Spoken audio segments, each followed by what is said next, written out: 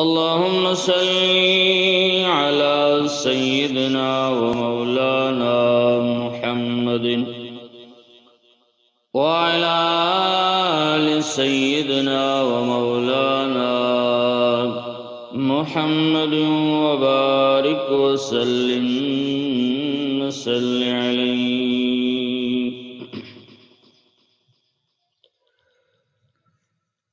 د دې میاشت د رمضان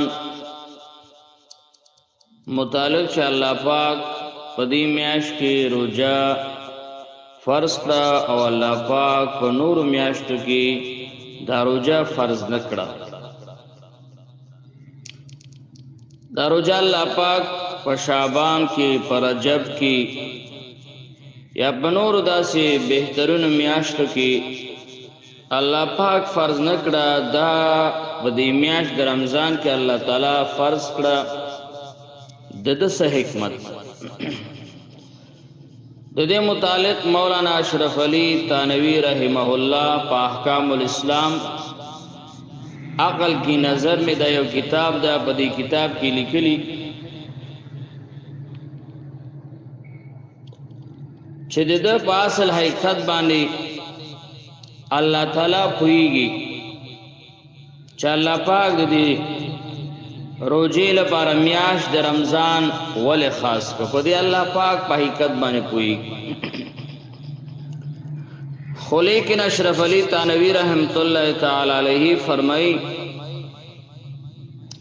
چې قران کریم او حدیث مبارکه او ته چې نظر وکړل شي نو د دین دا معلومیږي چې په دې میاشت کې داسې خصوصیات شته چې دا په نورو میاشتو کې د کال نشته. نو ځکه روزه د صوم الله پاک دغه میاشت د رمضان لپاره منتخب کړه. دا میاشت د رمضان کې دا روزه الله پاک فرض کړل. خصوصیات د دې میاشت سری او دا دې میاشت خصوصیات دا چې الله پاک قران کریم کې فرمایي چې په 12 میاشتو کې میاشت د رمضان هغه میاشت ده چې په دې کې الله پاک قران کریم نازل کړی دی. الله پاک فرمایي شهر رمضان الذي انزل فيه القرآن. میاشت د رمضان هغه میاشت ده چې الله پاک په دې کې قران مجید نازل کړی دی. نو چې کومه میاشت کې قران مجید نازل شو په نسبت د نور میاشتو سره دغه میاشت به مثل شو په د نور میاشتو کې دل پاره او فوقیت یو چتواله حاصل شو د میاشت د رمضان ته. بل حدیث مبارک کې راځي پیغمبر علیه الصلاۃ والسلام فرمایي چې څومره کتابونه الله تعالی نازل کړي دي تورات انجیل زبور امدارنګ مخکینی انبیاء کرامو باندې الله پاک رسولانو باندې الله پاک صحیفې نازل کړي. پیغمبر علیه الصلاۃ والسلام فرمایي هغه په دغه میاشت د رمضان کې الله پاک نازل کړي دي. نو میاشت د رمضان بنسبت د دې نور میاشتو د لپاره او فوقیت افضلیت او خودل شو او معلوم کړل شو. نو اشرف علی تانوی رحمت الله علیه فرمای چې دیو جن الله پاک په دې کې دا روزه فرض کړه چې روزه داسې عبادت ده به مثل عبادت ده. ذکر د رجوع غونته عبادت په عبادتونو کې نشتا. هر عبادت د عبادتونو مشرکانو کافرانو د خپل معبودانو نه حق او د بوتانو پرم باندې کړي. روزه داسې او به مثل عبادت د چې آدم علیه السلام نه تر دې دمه پوري څومره مشرکان تیر شوي دي د غیر الله پرم باندې د بوتانو د الهانو ناحق بنوم باندې روزه نه نیول شوی. دا پدې کې یو بمثل عبادت ده او به مثله عبادت داسې ده چې څومره عبادتونه دي دغه معلومات کیږي خلکو ته په نظر راځي روزه خلکو ته په نظر نه راځي او بل به مثل عبادت ده چې نه کول دي دا یو نشواله شي د روزه ستوي نه خوړل دا نه خوړل دا دومره یو چت عبادت ده چې دا نه کول د کولو عبادتونو نه لکه مونځ کول مثال نور تسبیحات کول ذکر اذکار کول حج کول عمره کول نو د دې ټولو کوونکو عبادتونو دا نه کول کار چې روزه ده الله تعالی ته ګرانه ده او مقصد به مثل عبادت ده الله په دې مثل عبادت کې مقصد ده د به مثل عبادت الله په دې به مثل میاش کې لازم وګرځول الله په قران کریم کې فرمایي لعلکم تتقون الله پتا سبانی روزه فرض کړه چې تاسو متقیان شئ نو تقوا په ټولو عبادتونو کې او اوچت عبادت ده د تقوا عین مثال چې داغه روزه نیول دي نو تقوا روزه نیول دي او تقوا چې د په ټولو عبادتونو کې به مثل عبادت ده ځکه دا نور کارونه ذکر اذکار تسبیحات کول دي او تقوا چې دا هغه پرې خودل دي نه کول د ګناه اوس نه کول د ګناه د ټولو عبادتونو نه دا یو اوچت عبادت ده ځکه پیغمبر علیه الصلاۃ والسلام فرمایي چې کله ته غواړې چې د ټولو خلکو نه غټ عبادت کوونکی جوړ شي ته بس تقوا او که ګناه مه کوه همدې وجې نه دیوبند یو عالم نه رانقل دي چې یو ګناه نه کول 3 رکعات 3 لکه رکعتونه نفل کولونه دا یو ګناه نه کول دا تی اوچت دي لکه مثال په طور غیبت نه کول دا د تهجد نم بهتره ده د ټول قران مجید تلاوت نم بهتره ده د شپه او ورځ ذکر اذکار نم بهتره ده یو خو فرایض دي فرایضونه بغیر مقصد ګناه نه کول دا د ټول عبادتونو نوافلونو بهتر عمل ده یو حدیث مبارک کې راځي عبد الله ابن عباس رضی الله عنه نه تپوس کیږي ورته هغه شخص چې شپه ورځ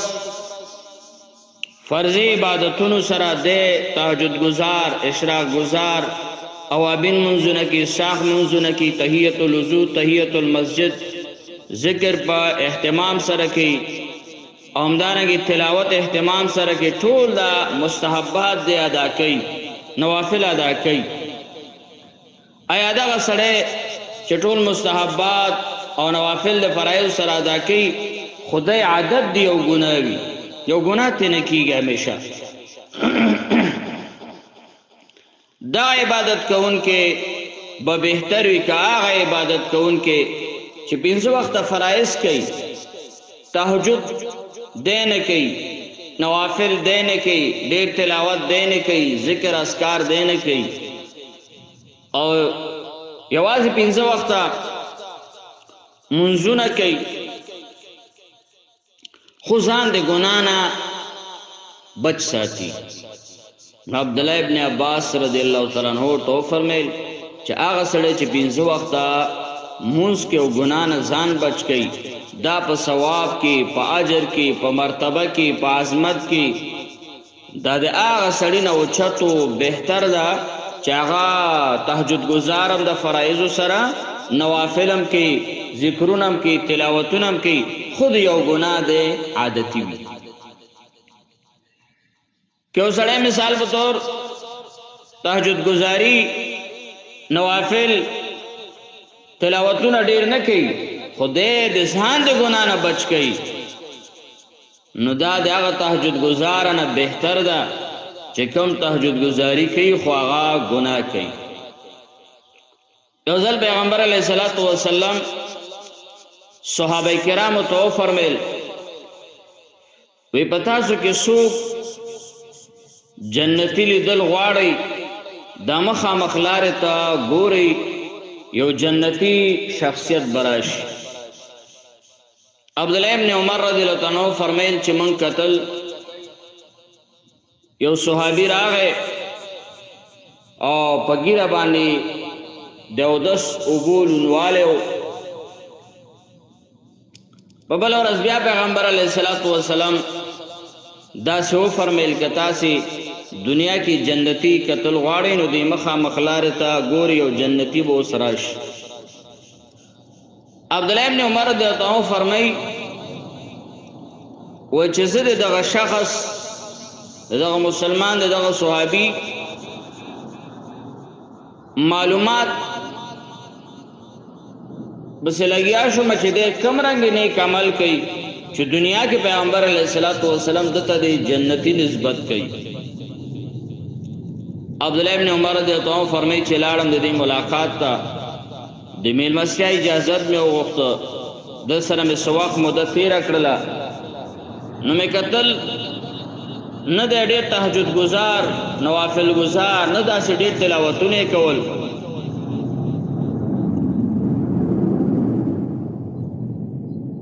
نو عبدالله ابن عمر رضی اللہ عنہ فرمایي چې زه حیران شوم دا خو دا 15 وخت مونځ کې داسې نور خاص عبادت نه کوي چې دې په کوم عمل باندې د جنتی ګرځېدلې ده. عبدالله ابن عمر رضی اللہ عنہ هغه کس نه تپوس کی چې ته څه داسې عمل کوي ورته دغه فرض مونځ او 15 وخت مونځ عبادت کوم نور څه نه کوم. بیا دغه صحابي عبدالله ابن عمر رضی اللہ عنہ غالبا دنه تپوس یا پیغمبر علیه الصلاۃ والسلام نه تپوس کوي اور دې الله پیغمبر ته خو د جنتی زیره ورکو دغه نو څه عمل نو دا مو ته 15 وخت مونځ نه کول. پیغمبر علیہ السلام فرمیل دا شخصیت دا چې د پټول عمر کې غیبت نه د کړه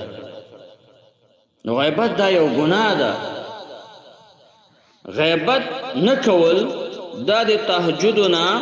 د نوافلنا د تلاوتونو د ذکرونو ټولو نه بهتر عبادت ده. موسی علیہ السلام ته الله پاک د اسمان پردې کولو کړی. موسی علیہ السلام ګوري چې سړی دا د الله په نور کې داسې انغختل شوی دا نور او نورانیت او رحمت او غت نه راتاو ده. موسی علیہ السلام الله تعالی ته یا الله دا بنده څوک پیغمبر ده الله پاک ورته چې نه پیغمبر نه ده. بیا موسی علیہ السلام تاسو کې چې الله دا کوم ولی بزرگ بنده ده نه الله پاک ورته بزرگ بنده ولی بزرگ نه ده څه درجه اسه وی الله نو دې څنګه پداسي په نور باندې او په رحمت باندې غختل شوی ده. الله پاک موسی علیہ السلام ته وی چې دا هغه بنده ده چې د پټول عمر کې غیبت نه کړی. نو غیبت نه کول دا د ټول عبادتونو نوافلو نه ده بهتر ده. نو ځکه الله پاک قران کریم کې فرمایي چې تاسو په دې بهترینه میاشت د رمضان کې متقیان شئ. اوس الله پاک فرمایي چې خوراک مکوئ اسکل مکوئ نزدېکت مکوئ په دې ورځو کې نو چې نه کول دا یو تقوا ده. د تقوا مثالم د رمضان ده. نو اشرف علی تنوی رحمت الله علیه فرمایي چې حکمت په دې بېمثله عبادت چې رمضان او صوم روزه ده په دې بېمثله میاشت کې الله پاک فرض کړله ځکه دا بېمثله میاشت ده. دې میاشت کې په حدیث مبارکو کې ډېر فضایل ذکر شوي دي. بعضې فضایل تاسې اورېدلې په دې میاشت کې شیطانان تړل کېږي او په دې میاشت کې که څوک هغه روژه نیسي چې الله فرض کړې ده کبان د سمندر ورته دعاګانې غواړي. په دغه میاشت کې چې صوم ده چې الله فرض کړی ده چې دغه ونیولی شي په دې بدبویي د خوله د روژهدار الله پاک ته د مشکو نه بهتره ده. همدارنګې بیا بل یو حدیث مبارک کې راځي نبی اسلام فرمایي وکان له بكل سجده يسجدها في شهر رمضان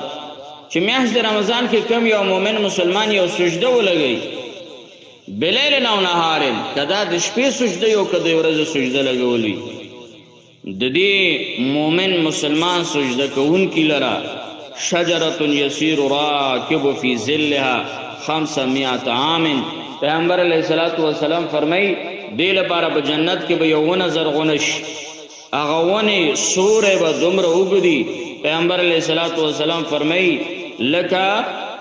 یو سړی پاس باندې سوري 1500 کال دې مزل کی امدارنګ د زهري ندارا نقل تسبیحات فی شهر رمضان افضل من 1000 تسبیحه فی غیره یو سبحان الله ویل په میاشت د رمضان کې دا بهتره ده د زرو تسبیحاتنا دا روایت ابن عساکر ذکر کړی ده او په فضایل د میاشت هم دی وجه الله پاک په دغه میاشت کې دغه روزه فرض وګرځوله